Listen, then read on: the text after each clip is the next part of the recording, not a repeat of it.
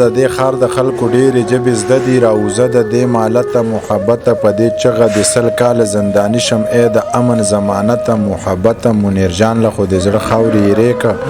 منیر جان له مصیبته محبته. منیر صاحب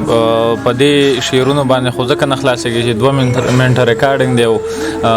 داسې به وکړي چې ستاسو د خوښې غزل لا سره یو شریک کړي. نو په 2 منټه کې خو زه 3-4-5 غزلې وایم خدای مسلمان که به داسې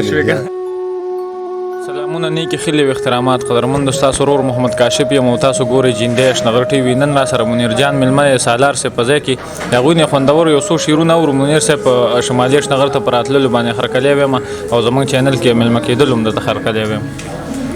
ډېره مننه یاره ستا هم او ستا د چینل د مینهوالو هم او ژوندی راته اوسې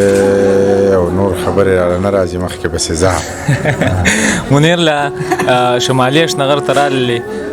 څه تاثرات هم دي څنګه خوند یې وکړو مینهوال مینه درکړه؟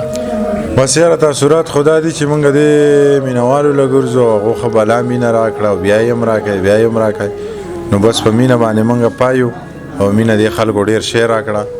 نو ښه خوشحاله یو یاره مطمئنه یو. منیر صاحب د وخت کمی دی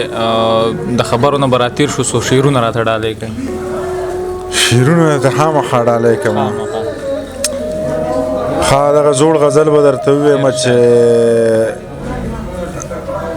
بې زارۍ او بې منته محبته بې زارۍ او بې منته محبته پوی دې نه شومه په پته محبته د هوس د تندې بوی درنه راخیږي یا خرابه یا غلطه محبته مونږ د یو بل د مخونو مجنونان یو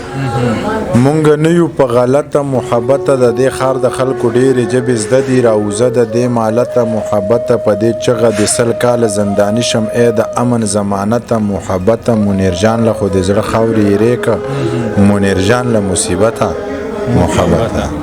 منیر صاحب په دې شعرونو باندې خو ځکه نه خلاصېږي چې 2 منټه ریکارډینګ دی او داسې به وکړي چې ستاسو د خوښې غزل لا سره یو شریک کړي. نو په 2 منټه کې خو زه 3-4-5 غزلې وایم خدای مسلمان که به داسې خبرې هم پکې وشوې. ښه غزل درته کوم ویم یادېږي راته نه یاره چې څه وه هغه ما هلته کې ووې مختار صاحب خبره خو غزل به درته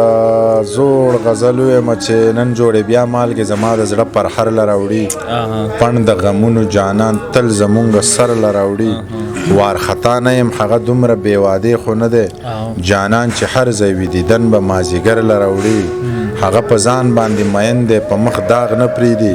خپل وطن پاک ساتي لوګي ټول پېښور له راوړي په دماکه کې د یو مړ رور خور په دې تمه ده چې ملاله راځي نکریزي به اختر له راوړي ویلې منیره زه د نوو جامو نه یم عادت